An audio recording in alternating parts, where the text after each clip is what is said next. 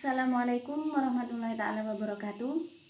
Perkenalkan, nama saya Yeni Sukarmanto. Saya mahasiswi dari Universitas Ibrahimi, Prodi Tadris Matematika semester 6. Video ini saya buat untuk memenuhi tugas micro teaching, di mana dalam video ini saya akan menjelaskan tentang standar kompetensi guru, etika dan profesi seorang guru. Nah, teman-teman pasti ingin tahu kan, apa sih standar kompetensi guru dan apa sih etika dan profesi seorang guru? Untuk teman-teman yang ingin tahu atau masih penasaran, teman-teman bisa simak video berikut ini.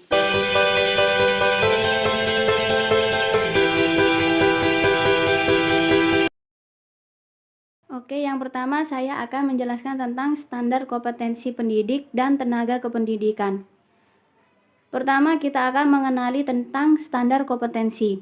Apa sih standar kompetensi itu? Standar kompetensi adalah kriteria mengenai ruang lingkup materi untuk mencapai kompetensi lulusan pada jenjang dan jenis pendidikan tertentu.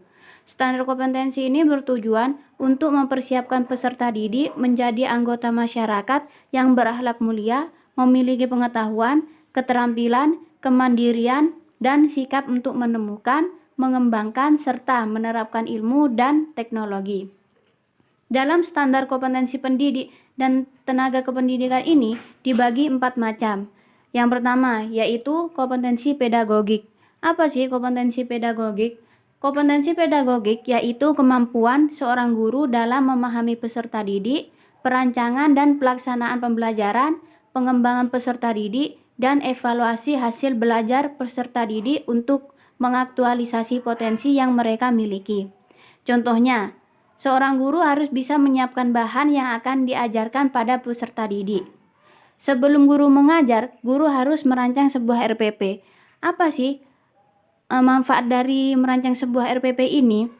Yaitu sebuah RPP dirancang untuk bahan pengajarannya, seperti apa pembelajaran yang diinginkan oleh pendidik dan tentang apa materi yang akan disampaikan kepada peserta didik. Yang kedua yaitu kompetensi kepribadian.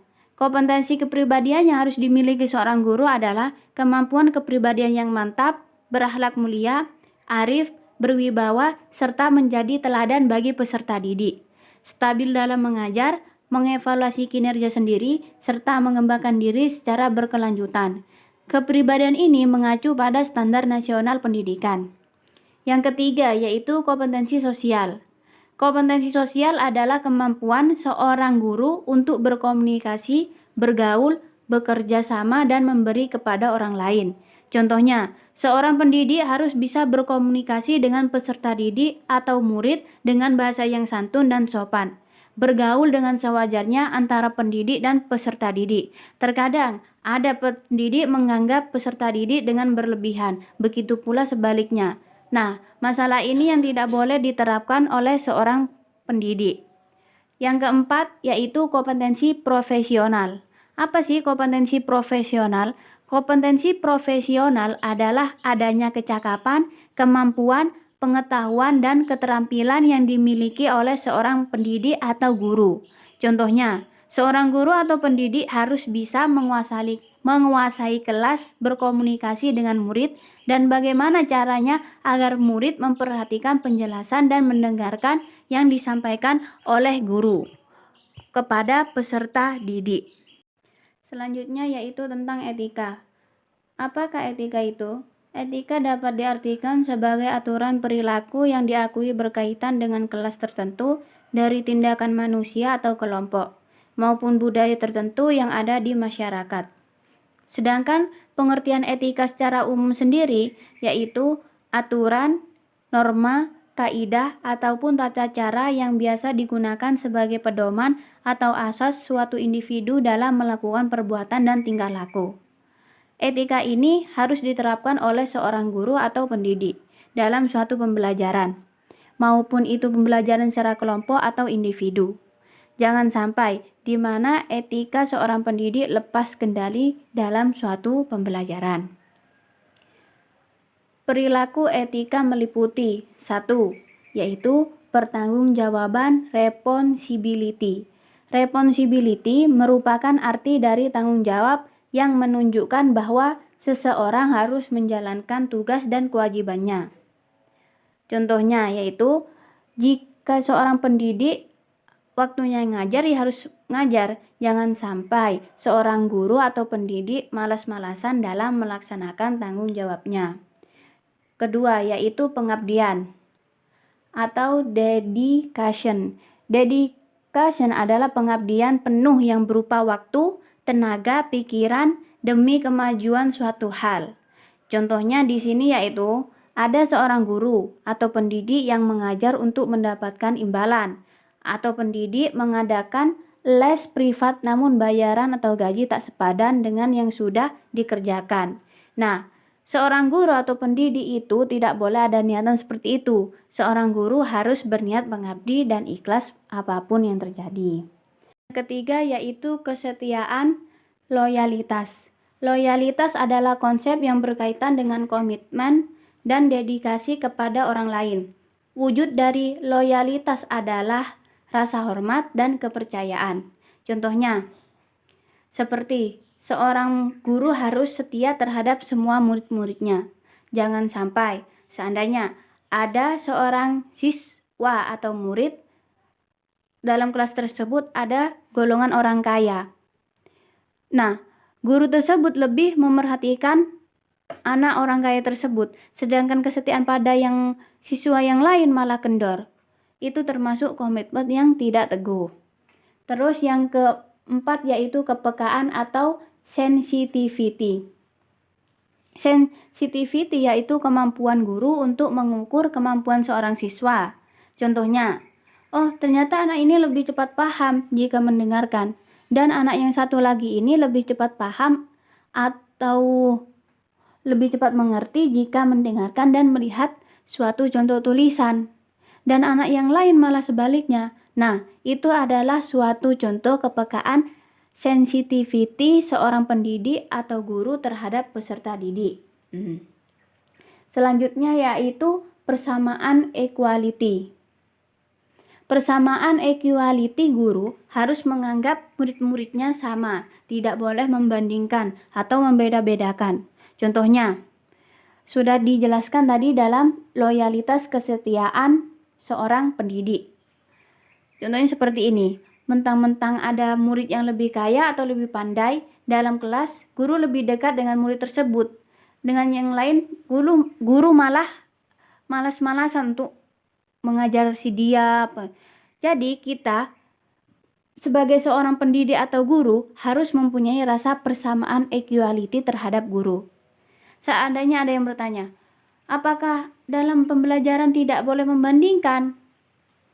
Boleh, asal membandingkan bertujuan kepada hal-hal yang baik. Seperti, ternyata anak ini kurang pemahamannya. Gimana ya cara saya agar anak ini sama pemahamannya dengan teman-temannya? Nah, seperti itu boleh jika membandingkan, karena untuk mengajarkan siswi tersebut atau murid tersebut dalam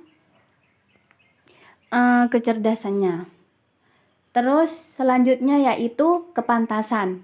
Kepantasan berasal dari akar kata pantas yang menurut Kamus Besar Bahasa Indonesia adalah sesuai atau sepadan. Perilaku ini harus dimiliki seorang pendidik. Mengapa? Agar seorang pendidik atau guru tidak minder dalam ruang suatu pembelajaran yang secara langsung atau proses pembelajaran yang dilakukan secara langsung oleh seorang pendidik. Yaitu tentang profesi.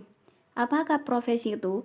Profesi adalah bidang pekerjaan yang dilandasi pendidikan keahlian seperti keterampilan dan kejuruan tertentu.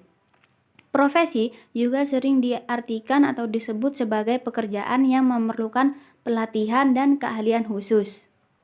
Nah, di sini saya akan menjelaskan tentang 8 karakteristik profesi. Yang pertama yaitu kode etik. Kode etik ini seperti seorang guru yang mempunyai etika. Terus yang kedua, pengetahuan yang terorganisir. Pengetahuan yang terorganisir itu pengetahuan yang sudah diakui atau mempunyai suatu seperti ijazah. Terus ketiga, keahlian dan kompetensi yang bersifat khusus. Keahlian dan kompetensi yang bersifat khusus ini seperti Jika ijazahnya lulusan teknologi, berarti orang tersebut mempunyai keahlian dalam teknologi. Dan sebaliknya, jika kompetensinya di dalam guru, maka keahliannya ada dalam mengajar dan belajar. Terus yang keempat, tingkat pendidikan minimal yang dipersyaratkan. Nah, tingkat pendidikan minimal yang dipersyaratkan jika S1 yang dibutuhkan, maka ijazahnya harus S1. Terus 5, sertifikat keahlian. Yang dimaksud sertifikat keahlian ini adalah ijazah. 6, proses tertentu sebelum memangku profesi untuk bisa memangku tugas dan tanggung jawab. Contohnya, biasanya sebelum melamar pekerjaan terdapat sebuah tes agar bisa menjadi seorang guru atau pekerja dalam bidang tersebut. 7, kesempatan untuk menyebarluasan dan pertukaran ide di antara anggota profesi. 8, adanya tindakan disiplin dan batasan tertentu jika terjadi malpraktek oleh anggota profesi. Selanjutnya, guru profesional. Seperti apa sih guru profesional itu? Guru profesional harus didukung oleh kompetensi yang standar bagi guru profesional tersebut, seperti meliputi pemilikan kemampuan atau keahlian yang bersifat khusus, seperti MIS, guru atau bidang studi, dan lain-lain. Terus yang kedua, tingkat pendidikan minimal. Seperti tadi contohnya, jika tingkat pendidikan minimalnya S1, maka yang diperlukan harus S1.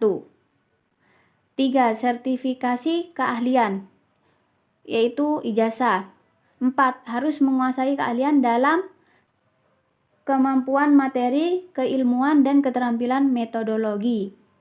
5, memiliki rasa tanggung jawab yang tinggi atas pekerjaannya, baik terhadap Tuhan Yang Maha Esa, bangsa, dan negara, lembaga, dan organisasi profesi. Yaitu ini mempunyai rasa tanggung jawab. Seorang guru profesional harus memiliki rasa tanggung jawab yang tinggi terhadap pekerjaannya, seperti yang dijelaskan sebelumnya. Terus yang 6, guru juga harus mengembangkan rasa kesejawatan yang tinggi dengan sama guru, yaitu harus menghargai sama profesi, seperti saling tukar ide atau pengalaman sama profesi. Nah, sudah tahu kan apa penjelasan dari standar kompetensi guru, etika dan profesi seorang guru? Pasti teman-teman sudah tahu kan, karena sudah menonton video tadi. Saya berharap video tadi bisa bermanfaat untuk teman-teman semua. Saya pamit undur diri.